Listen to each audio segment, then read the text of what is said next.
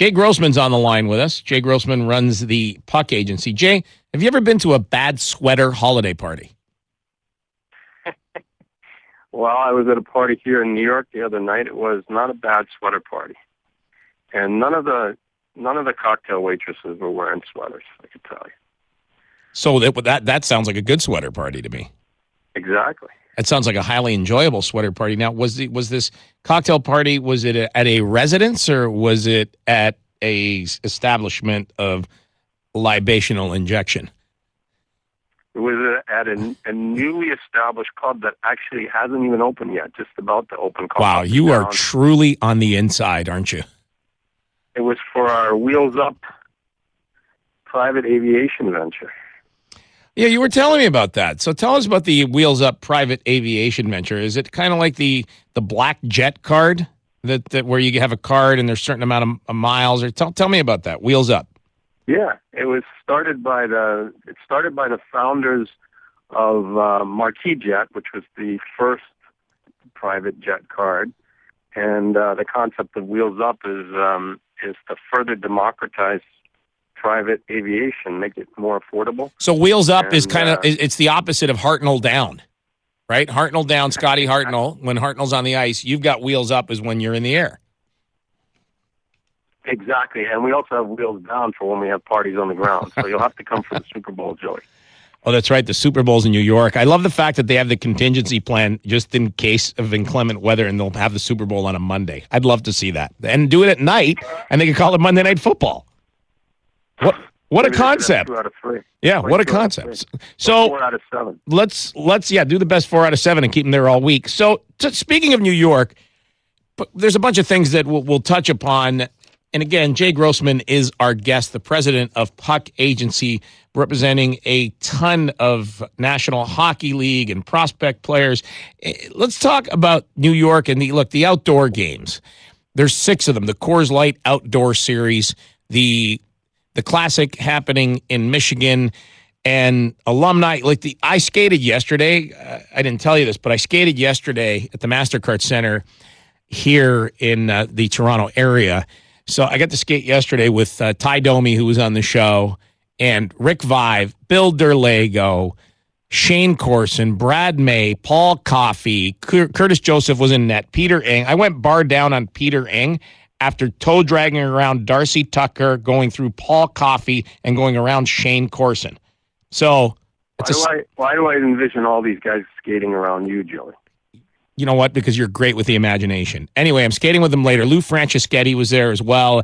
Gary Lehman, who's got the best first stride that you'll ever see. Unfortunately, he's got the worst second stride. Kevin McGuire was out there. But just to show you, and Jay, you've been in hockey your whole life.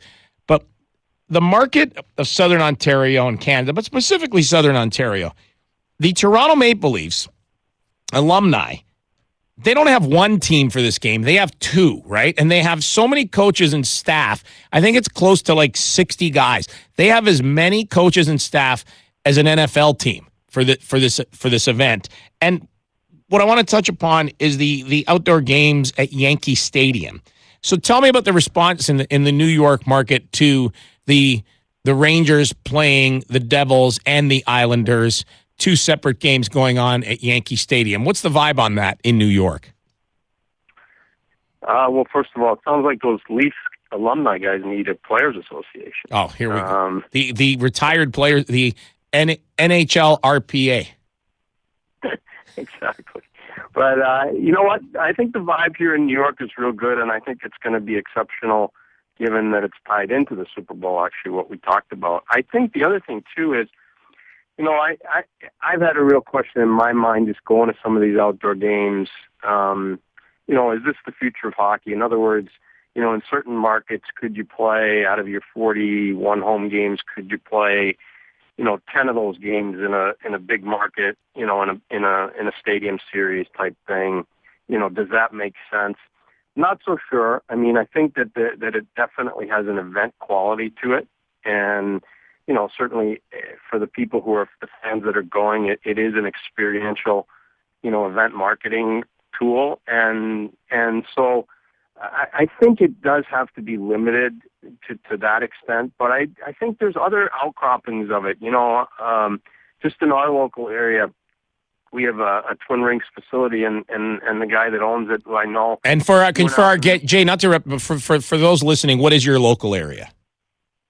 Local area is Westchester County, north of New York, is where I live. Okay. I work in New York, in the city, but in the Brewster area, which is north of New York, at the Twin Rinks facility there, they put up a third rink, which is outdoors, and I think it's fantastic. I mean, the kids, young kids love playing in that environment.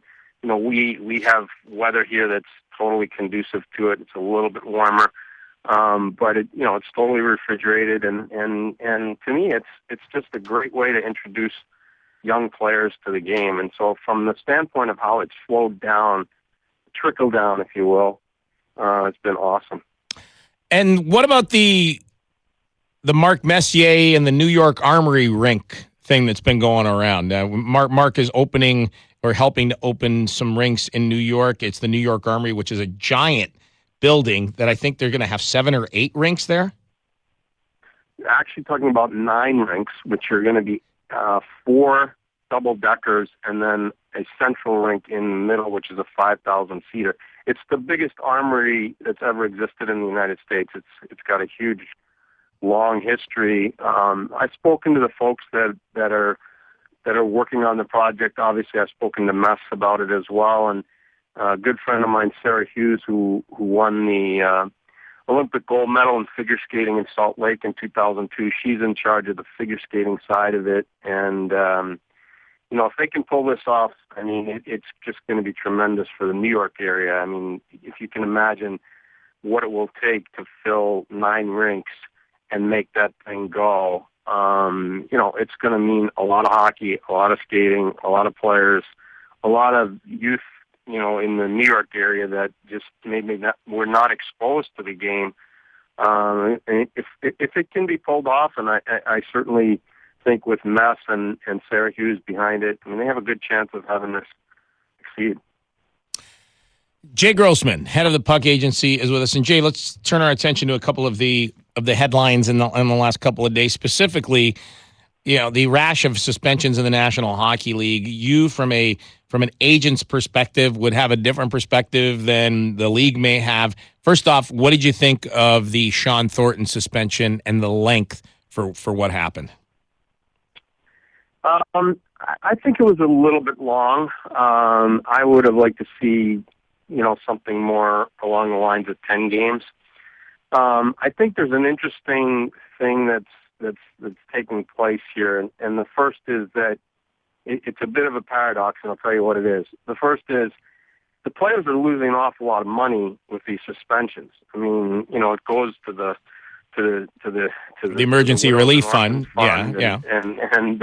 But isn't that the point? Isn't the point for them to lose money, and so it's a deterrent? I mean, isn't that the point? Well, that's exactly my point. It doesn't seem to be a deterrent.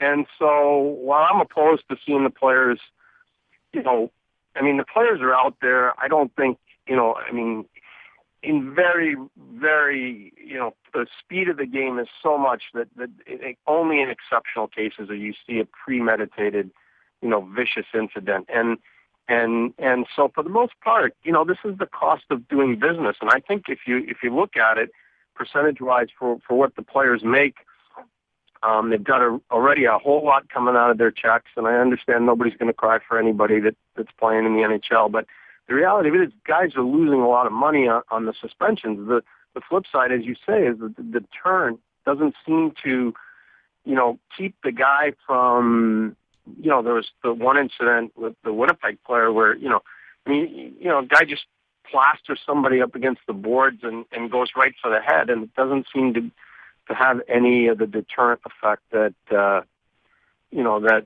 you would hope for. Okay, so you thought the suspension was a little excessive, and then you look at the non-suspension of Tom Wilson on the hit on Braden Shen the other night, and you look at the non-suspension of Kyle Quincy, who I think we're going to have later on in the program, on the hit against Ryan Getzlaf. So how do players know Where do you draw the line? What is, what isn't, when is it, if I was a previous offender, if I wasn't.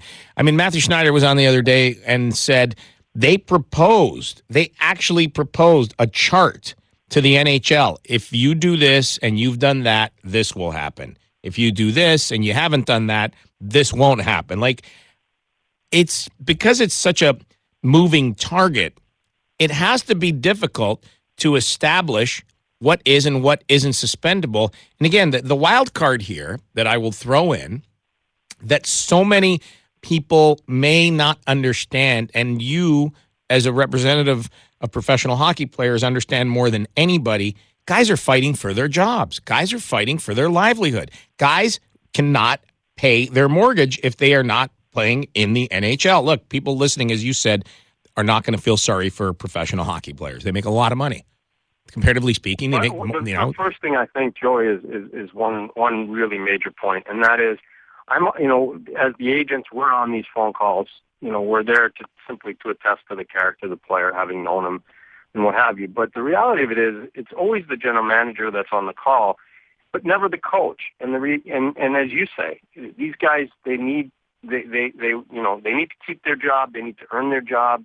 They're fighting for their lives out there, literally and figuratively, every shift. And so, but the coach is never on the call. And I think there needs to be a lot more involvement from the coaches. I think there needs to be a lot more accountability with the coaches, because maybe the tap on the shoulder like it used to be isn't there, but there's certainly an understanding from the player that if he doesn't do certain things, he's not going to keep his job. Okay, so wait a second. When you say the coach is not on the call, why isn't the coach on the call? Coach should be on the call. And why isn't he? And why isn't he? Yeah. I don't know. Why aren't coaches suspended or fined? I mean, I'm not going to make any great friends, and I have a lot of respect for the coaches in the NHL, and they do a good job, but they're the ones that. So what you're saying, hold on a second, JJ, hold on a second. So what you're saying here is, and let's look at this as a court of law, okay? Let's look at this as a court of law. If you're going to have a trial, you need to have all the potential witnesses involved in that trial. That's what you're saying. I agree, and I think that it's a bit, look, the general manager is ultimately responsible, but the general manager is responsible for choosing the players, signing the contracts, making the team. The coach is responsible for the day-to-day management of the club and what goes on, particularly on the ice, and is directly responsible at times for the actions of the player. Absolutely, and you never hear much about coaches, on these calls. You don't hear them being accountable. You don't hear them being suspended, so forth and so on. I'm not saying that they should be singled out, but I do think that. If the coach works hand in hand with the league and the player, then it'll be a better set of circumstances. That's a great point. I mean, if a coach, like you said, tap on the shoulder, hey, get out there, straighten that guy out right now. We're in the third period. You've played 47 seconds of the game, and now I need you to go out there and hammer that guy. And that's the coach, and that's the coach saying that guy. My client, who played his whole career, virtually his whole career in New York, Brian Leach, who's a Hall of Famer, he's now working with the hockey operations department. I think Brian brings a lot of sensibility to the equation. Obviously, he hasn't breached any confidentiality with me in any of these discussions, but just in a general sense, I think they're trying to make it better. I think that Matthew Schneider, certainly as a former player, it's critical to have, if you have former players that are on the league side making these decisions, like Brian and Brendan Shanahan, then you need to have, former players who have played the game, who have been in the trenches, who have had the tap on the shoulder from the Players Association being directly involved in the calls as well. Jay Grossman of the Puck Agency, thank you very much for being with us this morning, and best of the holiday season to you. Hopefully we get to talk to you soon. And do us a favor,